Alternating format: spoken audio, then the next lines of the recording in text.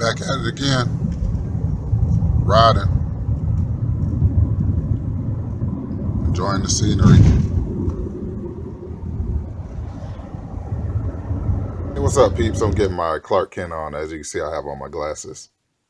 But anyway, I wanted to talk to you guys really quick. I was made subscriber of the week by one of my favorite YouTube channels, which is called Chuckload of Comics. I'm not going to tell you guys, like, subscribe, and share. I'm just going to tell you guys to check out the channel. It's a very cool channel. I can't understand how they're under 100 subscribers.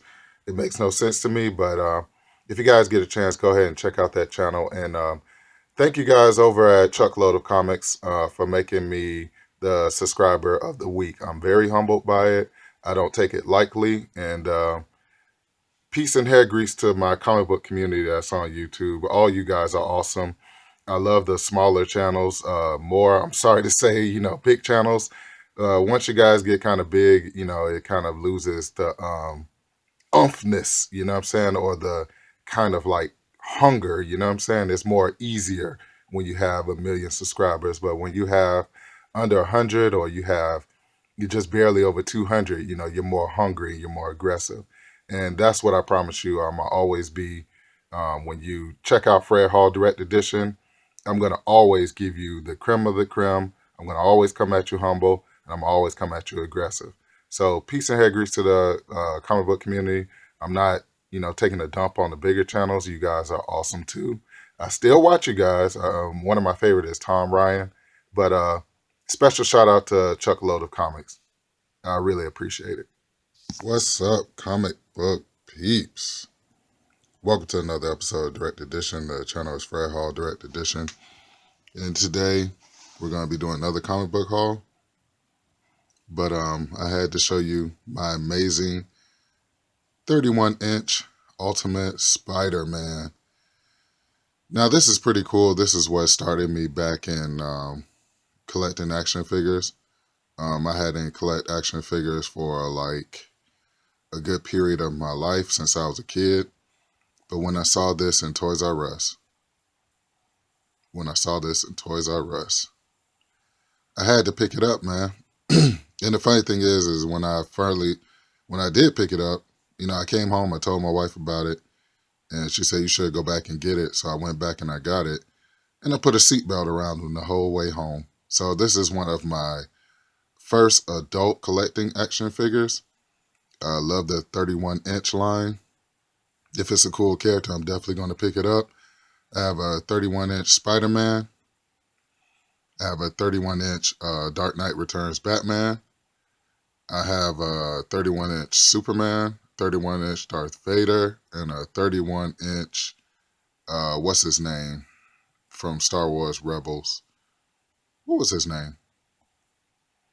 Yeah, 31-inch Inquisitor. And this thing is so big that you're actually seeing a lot of behind the scenes of the dungeon. My Star Wars toys, my Black Series, all those stacks are books that I have to go ahead and put in a comic book haul. That bottle is my favorite Russian vodka. That's the only thing I drink. I'm not a big drinker, but when I do drink, that is my drink of choice when I'm at home. So without further ado, because he's so big, my God, I could barely fit him in the shot. Let's get it to our sponsor. And this episode of Direct Edition is brought to you by My Fake Darth Maul from China. Alrighty, you know how we do on this channel, on Direct Edition. Look how small that 6 inch is in his hand. Good God. This is a huge, huge action figure. But you know how we do on this channel. Let's get into some comics. Okay, so lately, girls and guys, I've been in Archaic Comics cutting up, doing what I do best, and that's appraising, his collections. We're still going through thousands and thousands and thousands of comic books. And, Adam said, because of my help, he's going to start sponsoring my hauls. which is pretty good. A tip of the hat to Archaic Comics, and I appreciate it. What I did was I picked up the preview. I always pick these up, even when they were $1.25. They finally put them back free. I believe as a collector, you should pick these up because you know what's going to happen, in a couple of months or in the future.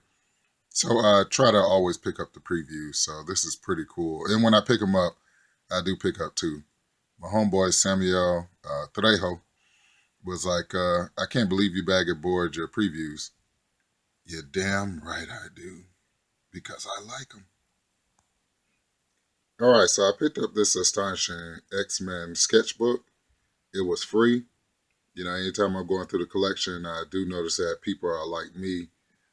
They will collect the free stuff too and keep it in their box. And I really love the sketchbooks that Marvel does sometimes. I know they did one for Civil War. I thought this one was pretty cool. I definitely couldn't pass up on it. And the funny thing was, me and Adam were kind of arguing back and forth about him going on eBay and seeing are these free books worth anything, because I was like, hey, it says free. He said, just because it says free doesn't mean it's free. I was like, hey, it's free. So not only did I pick up this, but I also picked up this free comic book day Suicide Squad #1. Adam did eBay it, and he said it's going for $9, but he still gave it to me for free. Just sponsoring the channel, with a couple of books, so I'll go ahead and plug him in and, in most of my videos. But it's a very good, very, very cool thing to get free comic book day stuff, because free comic book day stuff is starting to become valuable. So even though they pay, like I think Adam told me, they pay 79 cents on the book. So I didn't stop there. I also picked up some more cool free stuff. I also picked up the free comic book day Endgame with Batman. And this is going to begin my Endgame run, because I definitely wanted to always pick up this series. I definitely love how it started off. Definitely love the Joker and Batman fighting. And there was a lot of stuff revealed in this run. And I definitely need to get it in my collection. So not only did I pick up one, but I picked up 2 copies, which is very cool, man. I'm glad to have these in my collection. It's going in my previews / free comic book day long box that I finally put together. And yeah, very cool, man. Capullo rocks. So the first thing I wanted to show you was my run at some old Ghost Riders that I thought was pretty cool. I'm not sure if it's a glare on here. Maybe it'll clear up, when I actually edit the video. But this is Ghost Rider #2, which is very cool. Ghost Rider #10, straight shot in the arm to the 90s. Ghost Rider #5, and when him and Frank Castle go at it, definitely have to pick it up. So that's very cool, man. Ghost Rider #5. #5 second printing, or you could say variant, drawn by Jim Lee. So you definitely know I had to get into this when I saw Jim Lee on there. And the funny thing about the gold, or the kind of like copper kind of covers, is that's what they did on, second printings back in the days. Because I remember I had an X-Men Extinction Agenda that was a copper cover. The first appearance of Cable, which is a copper cover. Excuse me, it's hard to say. A copper cover. So very cool, man. Very cool. So that's #5. Ghost Rider #8, which we have Nightmare in it. Nightmare is like the Freddy Krueger of the Marvel Universe. Very cool character. I've always liked Nightmare. So what did I say? That's #8. Ghost Rider #12, with our favorite boy on there, Doctor Strange. Can't beat that, man. You can't beat that. One of the coolest Ghost Rider stories I ever read was when he actually appeared in X-Force, and him and James Proudstar, who is Warpath, actually had to battle this demon bear. And the demon bear was brought to life because somebody had desecrated the graves of John Proudstar's Indian tribe. So I definitely love my Ghost Rider, definitely love the mystics of it. I think it's smart to put him together with Doctor Strange, and yeah, let's keep rolling. In the last Ghost Rider book I want to show you is Ghost Rider number 13. I definitely love any cover that looks like it's painted or looks more realistic. That is a very cool cover. Look at this. Definitely love when they used to take the direct edition boxes and they used to like put characters in it. Like, you know what I'm saying? This is an iconic one that you always see. You always see the Spider-Man. But every once in a while they would change it up and put like maybe like the character, you know, in that direct edition square. So very cool. Okay, that's the end of my Ghost Rider run. Let's get into some more comics. I don't think I put Ghost Rider number 11 in the video, but definitely picked that one up too. Womp, womp, womp. How can I forget to put this one in there? All right, let's go. So, dude, man, I really didn't know that Wolverine had a 900, which is a very cool book. It's very, very thick, like his 1000 book that I showed you a couple of weeks ago. This is a very thick book, very cool, has a lot of stories in it. As a Wolverine fan, I felt ashamed that I didn't even know anything about it because I'm trying to capture every Wolverine from volume 1 to volume 3, which is when they finally went on ahead after that and split off his title into different segments, and you had the death of Wolverine. But anyway, this is Wolverine 900. Very cool. This is a David Finch cover. I knew it as soon as I saw it. I said, hold up, man, let me look at this cover artist. I'm starting to become more of a cover artist fan, and I'm starting to like really pick up on certain artists. Like I could tell who they are just by looking at it. And very cool David Finch cover. So as a Wolverine fan, I definitely had to have this. All right. What would this channel be if I didn't show you some Wonder Womans? This is Wonder Woman number 7 from 2007. You have Wonder Woman with purple hair. I don't know what's going on. And you have Steve Trevor. I think I called him like Rick Flag in another video, which was so dumb. But hey, at least I correct my mistakes. Everybody makes mistakes. But not only did I pick up number 7, Terry Dodson, but I also picked up number 10, which is a very, very cool blood cover. Definitely love that Terry Dodson-ness all over Wonder Woman. It's just very cool, man. And yeah, I'm glad to have these in my collection because as soon as I saw them, I was like, Wonder Woman, Terry Dodson, cha-ching. So cool, man. So when I saw this, I definitely had to pick it up. It's Supergirl number 50. Or is it Supergirl the 50th anniversary? It's Supergirl number 50. And it's a very cool Michael Turner cover. Me and Adam were kind of like going back and forth, making jokes on the cover. And he said she looks like an elf. I said, it's typical Michael Turner. You never know what you're going to get from Michael Turner. He's not for everybody, but I definitely love this cover. I thought it was a collector's item, and that's why I picked it up. So definitely glad to have this in my collection, and I like the cover. So I was watching something on YouTube that talked about Milestone Characters, and these are the characters of an all African American comic book. What am I trying to say? Comic book company. And what happened was they would draw and they would do all their comic books, and DC would distribute the comic books. And this is where Static Shock came from. If you're a Static Shock fan of the cartoon and all that kind of stuff. But I definitely picked up this Blood Syndicate because a couple years ago, DC had folded these characters into the DC universe. And I'm going to be glad to finally see the characters get some shine whenever they do. So DC, hurry up, man. Stop just holding these characters. Use these characters. Definitely you need to use Static Shock. And you won't believe the reason why the Static Shock cartoon got canceled. The reason why the Static Shock cartoon got canceled is because it didn't sell toys. Utterly ridiculous. All right. So when I saw this cover, I freaking went absolutely ate nuts. This is New Exiles #1. It's a Greg Land cover. You have my boy Sabretooth. Who's that girl in the... Damn, why would they just put a random girl back there? But you have Sabretooth. You have my boy Morph. You have Sage, Rogue, Psylocke, and a couple characters that I have to look up. I think the blinking eye might be Longshot, because Longshot's the only one I know that has a blinking eye like that besides Cable. But anyway, New Exiles, Greg Land. Look at that cover, man.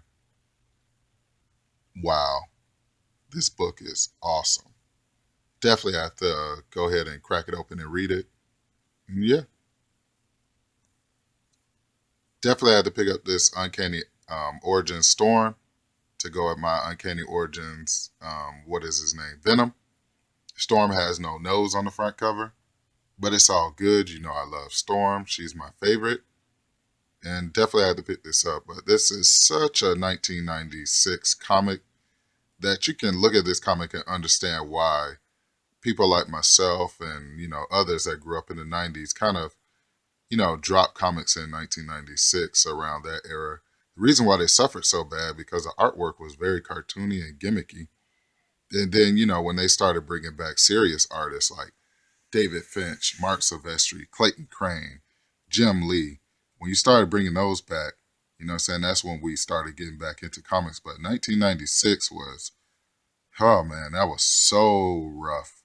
It was probably from 1994 to 1999, or even like in the 2000s. Marvel was still playing around with their artwork. DC usually is on point, but even they kind of dropped the ball a little bit. After the death of Superman, their artwork kind of went down the toilet to these kind of like anime-ish or cartoony like drawings. And that's why you barely see books from 1996 in my collection, because they're whack. And I just don't, I like artwork. I don't like wacky artwork. So there you have it. Here's another free book that I picked up. This is X-Men, The Second Coming, Prepare. Very cool. I actually have this in hardcover. Love that artist. I don't know who that artist is, but that artist actually drew the inside of Wolverine versus the X-Men, and I thought that was a very cool inside, because when you went inside of that book, Wolverine versus the X-Men, they went inside Wolverine's mind, and he had a kinky room, and inside that kinky room was Emma Frost, Shadowcat, Storm, and Squirrel Girl, which was a surprise. Squirrel Girl. So very cool, man. Definitely love this free X-Men, The Second Coming, Prepare. And yeah. And so speaking of good artwork, this is an artist I found later on. This is Ariel Olivetti. I freaking love Olivetti's drawings. Anytime I see them, I'm going to pick them up, especially in this Cable run. This is Cable #9. It's a direct cover swipe from the Hulk number, it's like the Hulk special or something, #1. I'm going to post it at the end of the video so you can see it. But I definitely love this cover. This cover has been swiped a couple times. I'm looking for the Incredible Hercules that did this cover swipe, and I think it's very cool. So shout out to Olivetti. And speaking of Cable, I actually have this hardcover. It's been on my hardcover videos, but I definitely had to pick up this #1 when I saw it in person. This is, like I said, Ariel Olivetti, a very cool artist. I love when Olivetti draws like Cable, when he draws like the Punisher, because he draws them very, very like thick and stocky. And definitely love his run on the Age of Strife, when it was called the X-Force and Cable, what was it called? The Messiah War? I love that, man. That's one of my favorite X-Men runs. So yeah, definitely love Olivetti. His artwork is one of a kind and it's very cool. And so before we get into the main events, we're at the point of the video where you ask me, Fred Hall Direct Edition, what are you reading right now? And this is what I'm reading right now. This is Star Wars Legacy with my boy Darth Krayt on the front cover. Darth Krayt used to be a Tusken Raider. He also was a Jedi, but he got turned to the dark side. He had to give in to the dark side because the Yuuzhan Vong had actually captured him and tortured him for years and years. So in order for him to survive, he turned to the dark side. So definitely love my Darth Krayt. This is a picture of Darth Krayt without his helmet. With his helmet on, he definitely looks like Strife or a twisted Strife. So here's a cool look at the front of the book. And here's a very cool look at the back of the book with my girl Darth Talon. I love me some Darth Talon. She reminds me a lot of Darth Maul, the female version. What you think about that, Darth Maul? Female version of you. And yeah, I'm definitely glad to always read this. This is one of my worst eBay purchases. You can't see it, but it's very ticked up and, rolled around and, all kind of stuff. But definitely love this back cover because Darth Talon is messing with Frozen Han Solo. So very cool. Is that Han Solo? Or is that Caden Skywalker? I think it's Cade Skywalker. That's Frozen in Carbonite. So very cool, man. Okay, with that being said, let's get into some of your main events. Your first main event is a book that has been on my radar for a long time. I know the Cable and Deadpools are starting to rise in price, but this is one of my favorite covers. This is Cable and Deadpool number 36. I always like when Deadpool fights Tasky or Taskmaster, and this is a classic Taskmaster because he's fighting with a sword. And this cover, man, is wow. It's just wow. It's so cool. If you're a Deadpool fan, you definitely know why I had to have this book. Definitely had to put it in the main event. It was $5, but I talked Adam down to $2. And wow, man. Definitely glad to have this finally in my collection. And your next main event, we're going to go ahead and do 3. You know what I'm saying? I'm going to give you 3 heavy hitters. Your next main event is Blackest Night number 1. I would thought, yeah, this is Black. Okay, it's Blackest Night Flash number 1. And this cover is so cool, man. When I picked up this cover, I definitely had to have it because it goes with this Flash cover. Man, how cool is that, man? Definitely I have to frame both of these and put them on the wall together because that's the actual cover swipe. I'm a sucker for cover swipes and variants. And man, wow. This is my first time seeing them side to side. I waited into this video to put them side by side and I'm blown away, man. It's just so cool when, people pay homage or they go ahead and do a cover swipe and it's done right. So I definitely love this. This is the reason why I had to pick up the Blackest Night Flash number 1 to go with my Flash Rebirth. And that's another main event. And it's definitely going to be in the next variant, the variants video that I do. It'll be probably variants number, 3? So very cool, man. And your last main event is going to be Hulk number 16. This is, oh my God, this cover is everything. This is the red She-Hulk when she actually versus X-Force. You see she has Elektra's Psy, and she actually has the Punisher's gun. Look at the belt that's holding her breasts together. That is so cool, man. This is such a cool cover. And one of the reasons why I definitely had to have it is because I do have the hardcover, and I love that cover in the hardcover. But this is Ian Churchill, one of my favorite artists from my past or my childhood. So definitely had to have this, and I think it's very cool cover. Man, you can't beat that, man. Look at that. Very cool. So there you have it. And so, once again, I'd like to thank you all for tuning in to another episode of Direct Edition. The channel is Fred Hall Direct Edition. You guys be safe out there. Words of wisdom. Focus on the ones that show you love, on the ones that don't show you love. Forget about them. We're going to move on. And you guys be safe out there. And I will catch you guys later. Peace.